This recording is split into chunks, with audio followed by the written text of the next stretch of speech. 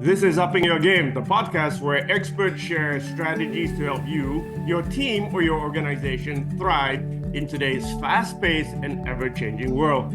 Joining us today is Ang Wee Seng, a seasoned veteran with over 2 decades in the semiconductor industry. As the leader of the SSIA, which is Singapore's Semiconductor Industry Association, he champions talent development, business growth, and sustainable practices in the sector. Beyond his professional pursuits, Wee Seng actively contributes to academia and the community, serving on various advisory committees and as a district councillor for the Northeast CDC. He holds a BA in Electrical and Electronics Engineering from NTU and MSc in Technology Management from NUS. Wee Seng, welcome to the podcast. Thank you, Stephen, for the introduction.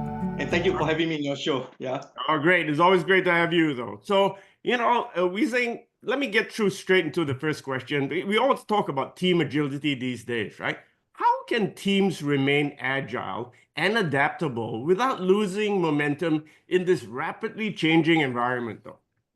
Yeah, this is a very interesting question. In fact, good start to the whole session here. So in my experience, so I'll share part of from my experience, right? The most agile teams are those that are built on foundations of trust and purpose. So I always ensure that my teammates do not just do what and the how, but understand the why they're doing it. So the environment shifts, we don't just scramble, we basically recalibrate because the direction is all anchored in purpose. So that's the key. So to me, agility is not just about speed, doing it fast. It has to be stay grounded while the winds of change are blowing around us, right? So that's the key to me, at least for a team to remain agile. So I always champion another thing called the culture of psychological safety. So I like the team members to feel safe to voice their concerns, test new ideas, and even dare to fail, in a way falling forward, I would say. So this to me is a way for the teams to understand the ability to increase their scope, to basically be more agile in what they do, and dare to just go beyond the borders that they are trained to do. But I will have to put a caution say also, right? We do not want the team to just go rogue per se, and that's where we need to watch and monitor this very closely. But the key is really to cultivate a culture of reflection, realignment with the team, and have the culture of courage to do the right thing. Yeah. Wow, I actually, nobody wants our rogue teams here, but I think your whole notion of psychological safety and, allowing people sometimes to dare to fail, and this whole notion of the foundation of trust and purpose is not the what and the how, is the why, though. Most people think about, teams is, oh, let's use the tools, let's be fast and quick. But if nobody feels like they're safe or on the same team moving in the same direction, nobody's going to go anywhere, right?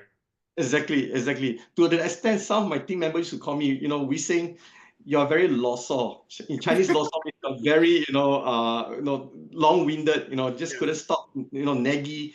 But that's the reason why I'm naggy is because I want them to understand the why. But over time, they understand with a purpose in what they do, yeah? No, let me ask you this one, because I've had this experience in my career, right? So sometimes you tell the team once, right? You told them, but once is never enough, right? You got to repeat the thing 2-3 times. And even after the third time, they go, really? It's like they never heard it before. Have you ever experienced that before? So I agree you. And to a certain extent, it is to certain people, not to all. There are some characters that somehow they do selective listening. So the way I go around this is, firstly, depending on the person's character, we also need to manage and change the style that we manage them to be direct, make sure that they get direct communication, very sure that it's clear and concise. But the other way to do it is to communicate it in many other different manners. Instead of using the same tone, the same words over and over again. You got to kind of change it Coming up. from a story standpoint, come from another angle, and eventually they piece it together, yeah. Okay, great. I love the selective listening part here, right? So, we can't talk about anything these days without mentioning AI. So let me just get into this, right? How is AI and technology changing how teams, as we talk about it, work together, and what must teams do to stay ahead of this curve, though? AI is a very interesting topic. So I've been giving several talks about AI to the schools, to the university students, and I would start with this sentence. AI doesn't replace people, but instead it amplifies the best in them. But Mm. if it allowed AI to make it happen, right? So in my team, I don't just embrace AI as a tool. I embrace AI as a teammate actually. So we adopt and we embrace AI about a year plus ago. Even before ChatGPT came, we're looking at how to use data analytics into our work. To the certain extent, some of my job function actually evolve to embrace AI. So it actually improve communications within the team. It makes them more efficient. But the key is to really make the team understand how to use AI and how to embrace AI. So it's actually a cultural shift rather than just an adoption of a new skill set. Right? They need to change the mindset. They need to think correctly in embracing AI. And most importantly, the team must be willing to relearn. So learn, unlearn, and relearn everything again, and not just go back to the old ways. They need to look at how to integrate digital thinking into their daily rituals, their daily routine. So certain things like, for example, how do we manage our database of membership, for example, I ensure that my team build an operations around AI system rather than Yeah. to use AI system onto the existing work, right? I wanted to build the operations around the AI system. How do we adopt AI into the daily job? So this is something that the managers will need to do, continue to encourage the team to experiment with the AI powered tool. And hopefully this will be part of their role, their job in the team. Yeah. Well, yeah. I really like your first sentence around, AI doesn't replace, but amplifies the best in the person or the team, right? AI is not going to go away. I know a lot of people are, saying, oh my God, this is going to take away all the jobs. This is like in the 1970s, if anyone is old enough, when the computers first came out, they go, oh my God, computers are going to take away all the jobs of everybody. No, it created more jobs though, right? And in this Yes. case, I think it's gonna, if people have the right mindset, and it will actually help efficiency, and if they know how to use it, so they need to really embrace it. So, In fact, there's a university in Singapore, a new university called SIT, that is embracing AI so much that now, by default, they allow the students to use AI for their homework and their research and everything else. And the onus is on the lecturer, the yeah, professor, to yeah. understand how to assess the student using the AI. Yeah. So it's So how very things are. simple, right? The students use AI, the professor uses the AI agent to check the other AI to make sure. No, it's leveraging. I just spoke to another professor here in one of the universities, and he's teaching his students, right, how to use AI agents as a team. So now you have a team. You don't even have a physical team. You have a team of AI agents that help you Correct. do your work, though, right? So you Yes. assign different work tasks to people, but somebody's managing it all, which is another AI agent, right? Exactly. But that's the way of the future, though, right? So great. Another question for you, Wee Seng. Bring it on. Innovation and experimentation, right? What are the best ways for teams to experiment or innovate, especially in the semicon industry, right? And challenge the status quo in any organization or in an organization? This is a very, so to me, this is something that I built up over the years. How do Mm, we create a team that innovates, that mm, challenges the norm? So as a manager, as a team leader, I upfront will say that I give permission and expectation to the team to challenge the default, to challenge the norm. So by default, the team, they will have the permission to do that. I encourage them to start small, start prototype, small, run some experiment they want to, but most importantly, share their learnings openly with the team. And we must understand that things do not go perfect the first time round, but how do we do it better, faster the next time round? So to a certain extent, I encourage the team to have a constructive debate always. And this actually start to cultivate a culture within the team. When there's failure, we celebrate good failures. Of course, failure mm. of intentional failure and those things, Yeah, those yeah, are yeah. whole new ball game. But failure because of the experiment, because of the expectations set, we celebrate that. And we know for a fact that this failure will never happen again, not just by the individual, but by the team. So that basically creates the culture of willing to learn, willing to fail, at the same time willing to be better the next time round. Now, the challenge with this philosophy, this strategy that we have, really depends also on the individual. Not everybody would like to fail. Not everybody is willing to fail. not everybody, dare to challenge the boss and have a constructive debate like I Yes. mentioned. Yes. So as a manager, we need to take one step back, allow them to understand that this is a safe zone as a team to work and to challenge each other. But at the end of the day, we all have to agree with one direction and move forward. So this is something that I think is a constant, I would say, challenge within the team to help them innovate. But to me, this is one recipe that has created success, at least in the teams that I've managed in the past, not just today at SSIA, but previously from my previous company also.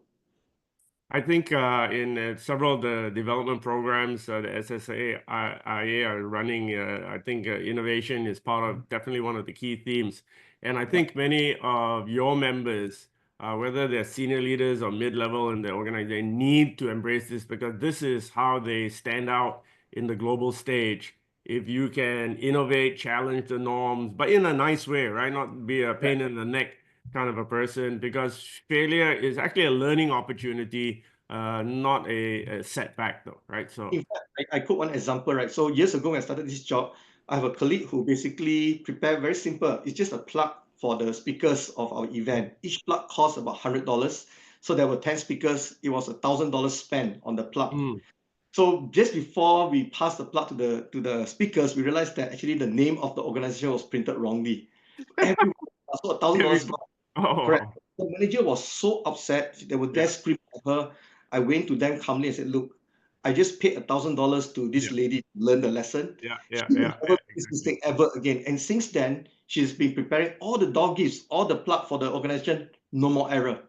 Correct? Yeah, exactly. You need one time, we gotta learn, right? It's and that's what experience is, correct? What is experience? Somebody who's done it, got bitten a few times, and they know not to go down that path, or they know different ways of doing things or making it better. So great. Love the Agree. example of $1,000 name misspelled name though, right? Okay, Yeah. so organization. Let's go one level up. Organizations, talking about leadership and future strategy and stuff. So, how should organizations rethink leadership and strategy to stay competitive in our AI-driven world? Everybody talks about it, but what have you seen, though? You think? So you're right. So AI today is definitely part and puzzle of our life already. Yeah. So when it comes to leadership and management of an organization, it's always very clear in my mind. Leadership in AI era doesn't just mean digitalization and everything else. It Mm, means being a human more than ever. So mm, in a world where the machines are learning very fast, the leaders must learn even faster, and they need to teach each other to do the same. So that's how we can progress faster than the machines, right? So I know there's this perception that if AI is there, they're going to start replacing the job. Eventually, yeah, they're going to replace me to think. That's not leadership. Leadership is to understand that the thinking part can be done by AI. Wonderful. Now we can yeah, do something more strategic and something even bigger. yeah, So to me, the ability to learn faster than a machine and to make sure that we teach one another means fostering a culture of lifelong learning and create a culture of curiosity and agility. So to me, in an organization, we must champion upskilling, not just in the technical area, but also in areas of empathy, the cultural stuff of things, the systematic thinking. So to me, it has to be fluid. It has to be very data driven. It has to be informed by sites, by insights, and executed by decisiveness, and everything else. So leaders today need to know that when we learn or to lean on AI, we also need to lean onto our people. So I yeah, always say AI will handle the routine, let human lead the revolution per se. yeah. So to me, leaders need to start thinking that way. They need to start embracing AI, and they realize the power of AI will just accelerate everything they do.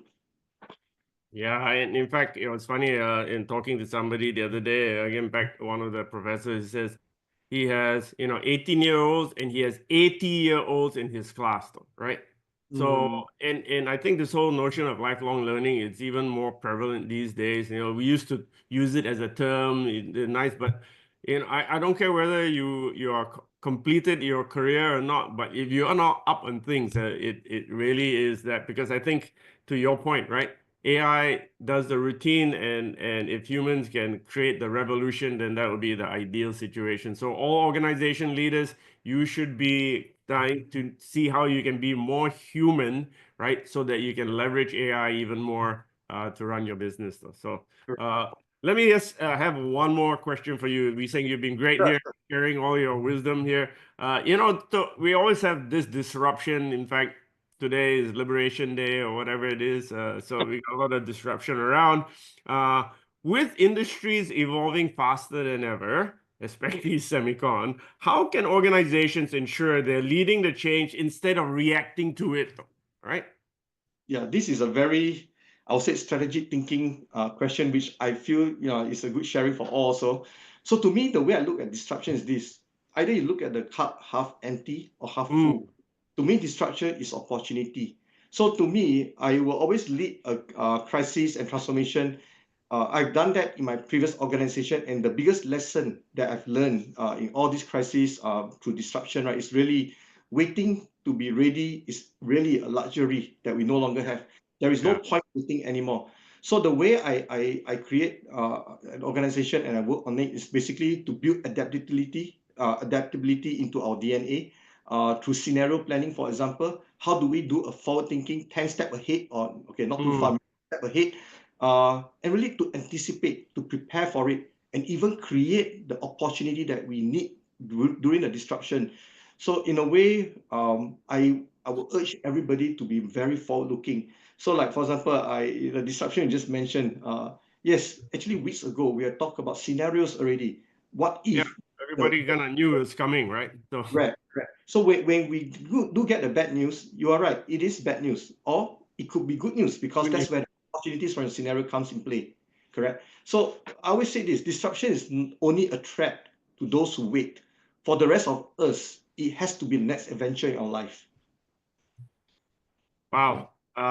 I think the notion of being forward-looking, that having it part of your DNA, I think that's the key, though, right? If that's just don't kind of look at it as, oh my God, it's going to happen. Your half empty kind of mindset, but having playing out the scenarios, it's coming, or let's anticipate things that might come in the future, right? So that when it does come, it doesn't look like it's from left field, as they say. But maybe you've thought about it, or at least you can